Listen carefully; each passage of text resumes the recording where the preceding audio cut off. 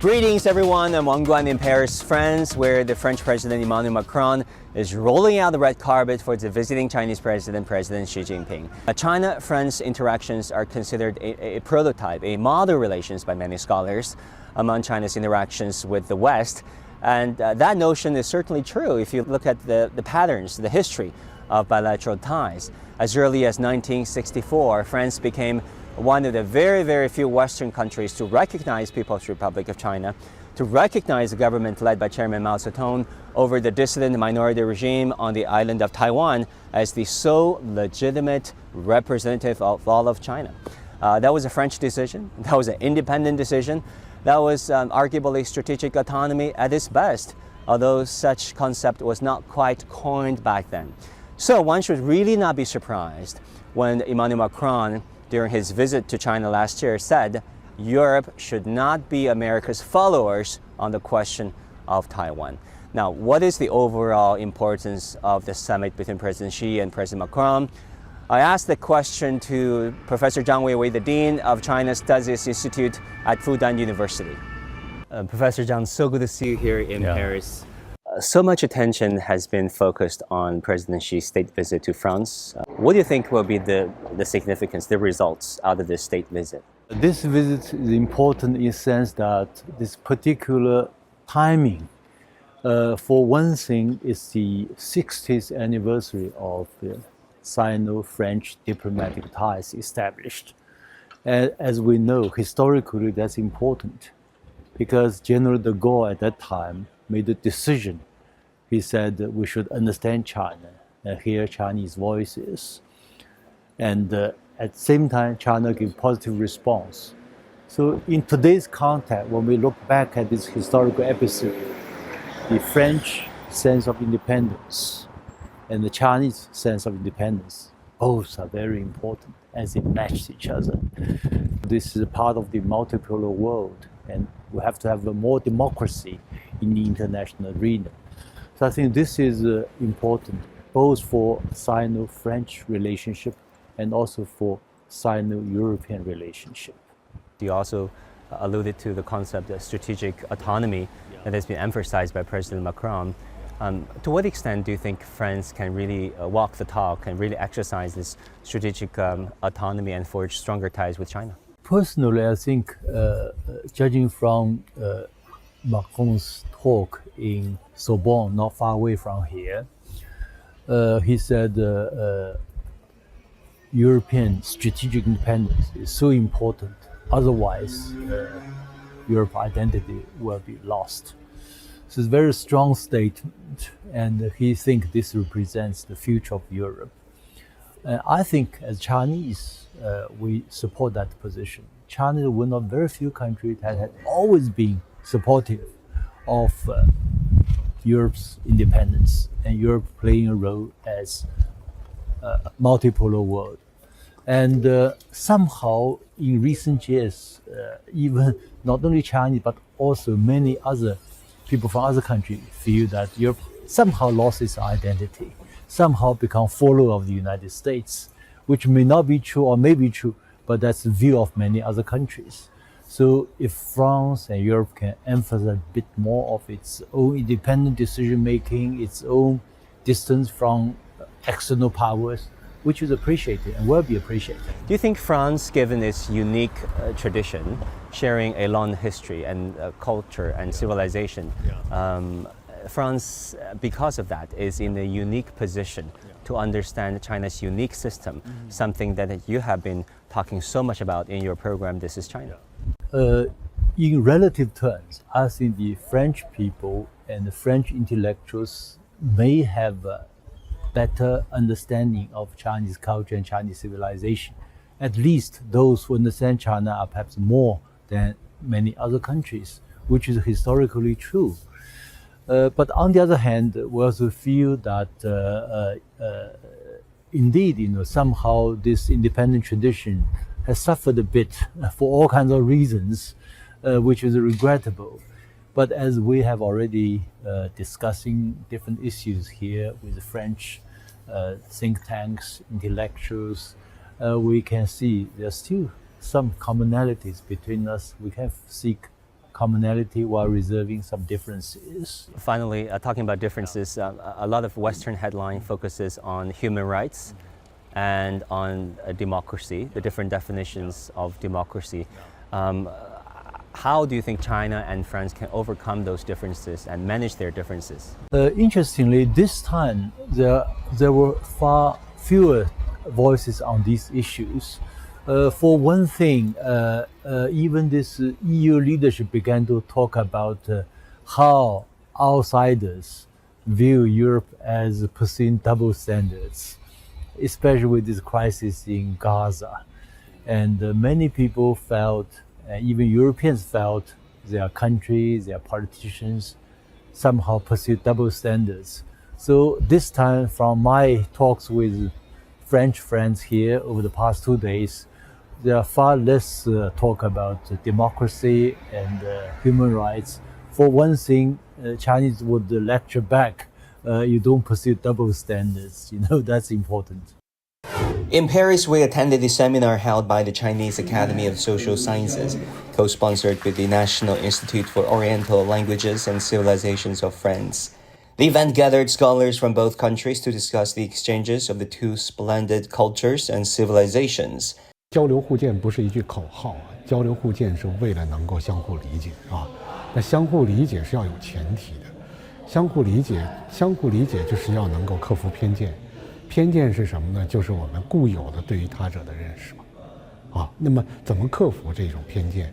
其实是需要我们有一种道德态度的，就是把别人当成他者来尊重的。其实中法之间应该说偏见还是相对比较少的。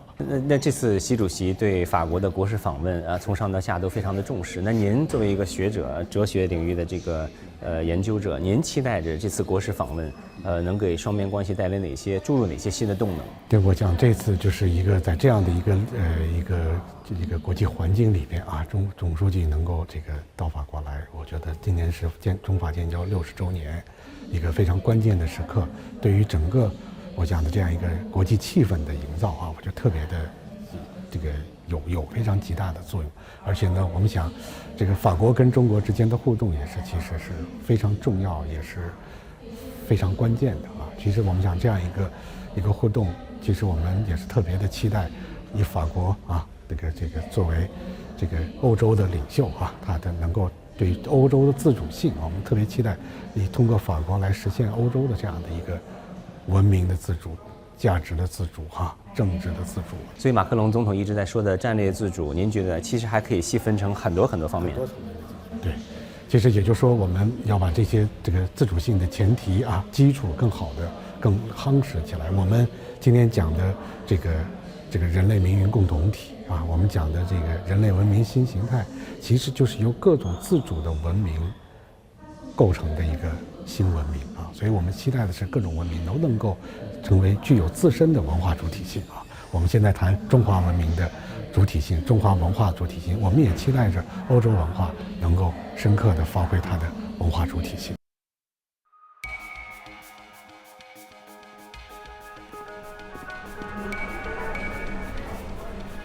You're watching breaking news on CGTN.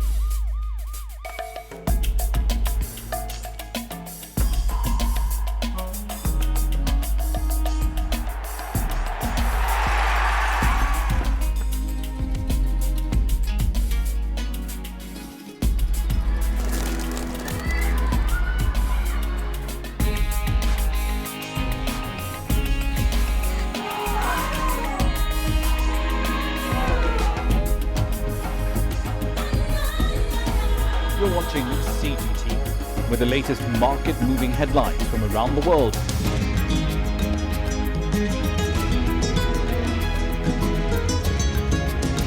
Welcome to the world today on CGTN.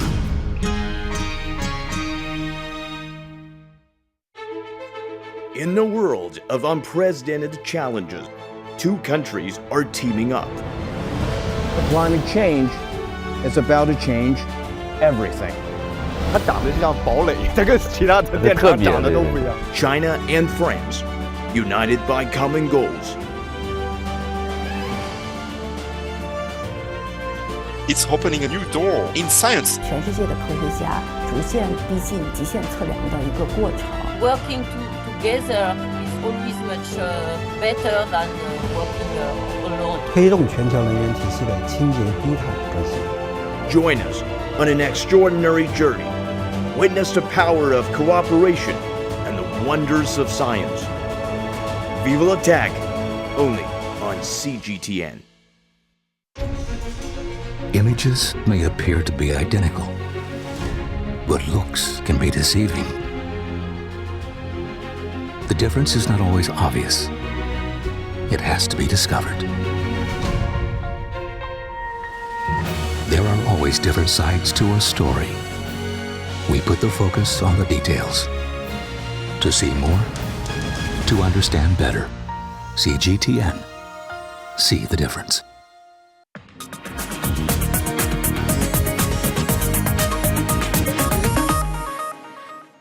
Now, bilateral economic and trade relations are another major component of China-France ties. Let's not forget, last year during French President Emmanuel Macron's visit to China, he led some 50 French corporations and signed some 19 deals with his Chinese counterparts covering a whole range of issues from manufacturing, industries, renewables to education. So this time hopes are high that the two sides can secure deals that will really improve bilateral economic health and the well-being of people on both sides. And of course, there are issues of contention. The EU policymakers have been accusing the Chinese EV sectors, electric vehicles, of receiving Chinese government subsidies. But many would point out that the European Union have been subsidizing their own EV industries in their own fashion. So we'll see how the two sides can manage that issue. Now, we've been talking to quite a number of French and Chinese scholars. They would actually point out that the power of culture, the power of education in really driving bilateral relations. Let's listen to some of them. Deanna，今天我们这个交流会的主题呢是中国和法国的文化和教育的交流和互鉴。那您作为一个艺术家，您一直在致力于中法之间的文化艺术交流。您觉得，在目前这个阶段，两国的文化艺术交流处在一个什么样的水平？未来还有哪些提高的空间？我觉得现在中法两国之间的文化交流很丰富，丰富多彩，所以我也很高兴。因为我刚来法国的时候，我是1975年到的法国。那个时候基本上就没有什么交流，但是法国人很喜欢中国文化，所以我来到法国的时候就是一只箱子，但是箱子里头笔墨纸砚都有的，然后法国人一看到我画的中国画都非常喜欢，都主动提出给我举办中国书画展，所以我在1977年就在巴黎举办了中国画展。还记得当时的场面吗？当时的法国人看到这个画展之后，对您都有哪些评价？他们喜欢的不得了啊，那个评价很高。我那个纪念册里头都写满了啊，还不只是法文的，有英文的，有日文的、韩文的，有阿拉伯文的，有西班牙文的，各国在巴黎的，因为巴黎这个城市各国人都有，所以都来看了。我还记得，有一个老先生坐着轮椅来看的啊，然后他非常喜欢，他就问我这个画展是哪个朝代的？我说是现代的。看了以前又问我，他说那个画家还健在吧？健在，我都不敢说是我画的。他走到之前我才说，我说是我画的。他说小姐对不起，小姐对不起，那时候很年轻嘛。他说看到那个那么好的功夫的画，那么美的中国画，我以为起码是一位长胡子老公公画的啊。他说你别看我那个行走不方便，在巴黎的画展我都去看遍了。他说好久好久没有看到一位像你这样真正的艺术家画的画了。那当时法国人还有欧洲人还有全世界在巴黎的人对您画的哪些具体的东西可能更感兴趣呢？您觉得是为什么会激发他们这么大的兴趣？我觉得那个画是没有国界的那个艺术大家都可以欣赏的，是吧？尤其是美术，山水、人物、花鸟我都画所以呢，我山水那个法国人就跟我说，因为很宁静有诗情画意嘛，他说我们因为我画那个长卷，因为中国画可以在里头可居可行的，他说我们真想到那边去，就是那儿去行走，坐在那个房子里头坐下喝一杯清茶，他们都那么感觉的然后我也画李白的诗，是吧？画见一壶酒，独酌无相亲，举杯邀明月，对影成三人。翻译成法语，所以他们而且跟他们说是那个唐朝的诗那个公元8世纪的8、9世纪，他们非常佩服。今年呢是我们中法建交60周年，其实两个国家代表了东方和西方两个非常独特而且富有生命力的文化和甚至可以说文明。那您作为一个艺术家，在建交60周年这个节点上，您还希望看到双边关系有哪些发展？突破哪些限制和挑战？好的，60年以前，64年的时候，我姐夫也是艺术家，不过他是舞蹈家那个当时就有一个中国艺术家代表团，到巴黎来演出，就庆祝中法建交，那个时候1964年2月份来的，所以那个时候他们就见证了中法建交那个初期的，就是第一次中法建交的活动，文艺活动，所以这都是很美好的回忆。那个都大京剧演员那陆锦芳那个张美娟等等那我姐夫是，还有跟陈爱莲就是虞美人，你们听说过好吧？还有那个笛子独奏家鲁春林等等，中国顶级的艺术家，中法一建交就来了。中国艺术家能够到法国来，能够看到法国那么多的那个名胜古迹，参观去铁塔参观卢浮，都是非常给他们这是很好的一个文化交流吧然后法国人也第一次能够看到那么精彩的京剧表演舞蹈表演所以这个真是一个非常美好的一个回忆。您觉得中国和法国这两种文化，这两国的人民为什么可以在很大程度上突破他们所在的这个地区地缘政治的一些限制，来更好的去欣赏他们？是因为历史吗？还是因为什么原因？我觉得两国都是有悠久的文化历史的，是吧？所以一般的法国人那个文化水平一般人都很高的，他们也是那个中国当然对他们来说是个很遥远的国家，但是对他们来说文化就很接近像我第一次开画展的时候，1977年有一个法国人他就留言如果那个国家是遥远的，但是艺术是我们很接近的艺术就相近所以他们总是有这种想法，所以他们非常喜欢中国艺术的，尤其是传统艺术所以我们现在我在法国，我来法国我就把中国艺术就随身就带到法国来了他们看了我画展以后就喜欢中国画，我还做了很多那个中国书画讲座所以他们都开始想跟我学中国书画，我就教他们了所以一直没有停。那个书法他们也喜欢那个因为你要学中国画的话，必须从书法入手的所以一开始有的人根本不知道中国书法是怎么回事那个很神秘的，是吧？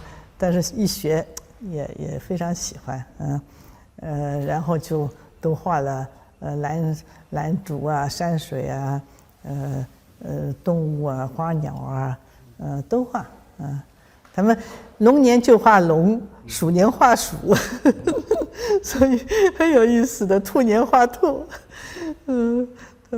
真是很有意思。而且我很感动，有些法国人像我有最老的学生现在87岁，他住在外省，他坐火车到我这儿来上课所以都很伟大的，然后我们中法建交50周年的时候，我们那个师生画展，就是塞纳河畔的水墨情，作为中法建交10年以前50周年的时候，在法国在中国有个巡展，所以在北京那个就是法国文化中心在北京呢，就展出我们这个展览，还有天津美术馆等等，所以那个时候那个法国就是负责中法建交50周年就是展览项目的，他在巴黎看到我们师生画展，马上就邀请我到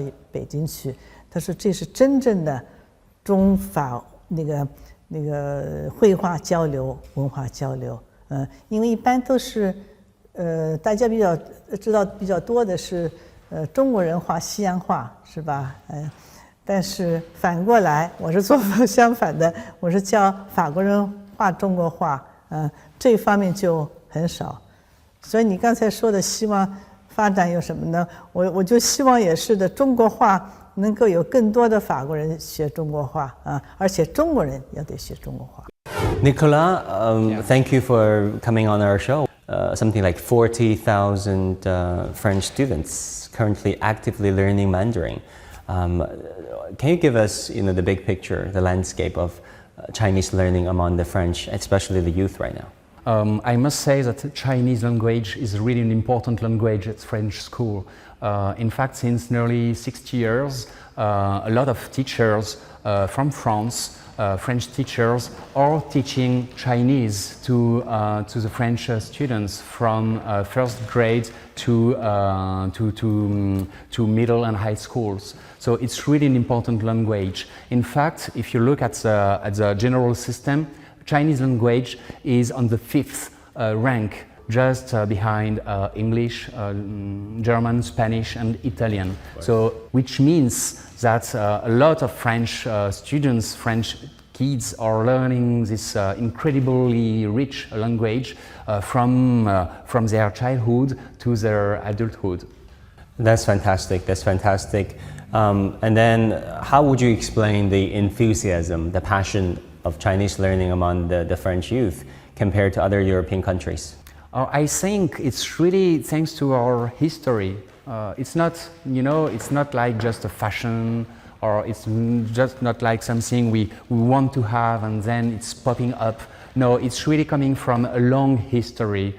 From the 18th century, France is really interested by China. We are trying to learn Chinese. We are writing dictionaries. We are studying Chinese, both classical and modern history. So in fact, it's just the result of something. It's a result. It's a fruit of this interest. It's not a new thing. It's really something really strongly rooted in French language and in French culture. It seems to me that there is a particularly strong interest in China among the French. Yeah. You see probably one of the largest diaspora of French among all European students in Chinese universities. Vice versa, the Chinese are very fond of the French language, the French culture, and art and sport. What do you think is behind such mutual respect towards each other's culture and civilization? I think both our countries are really, rooted with culture and a written culture. We love both China and France. We love literature, we love books, and we love philosophy. And I think it's really something which is very special. For us, French people, we think that writers are probably the most important person in our countries and in the history of France. And I think it's the same with China.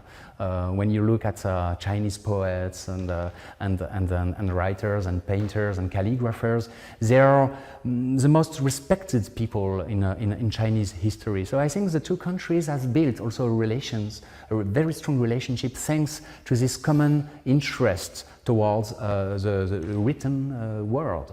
political relations that is affecting our interactions education-wise and culture-wise.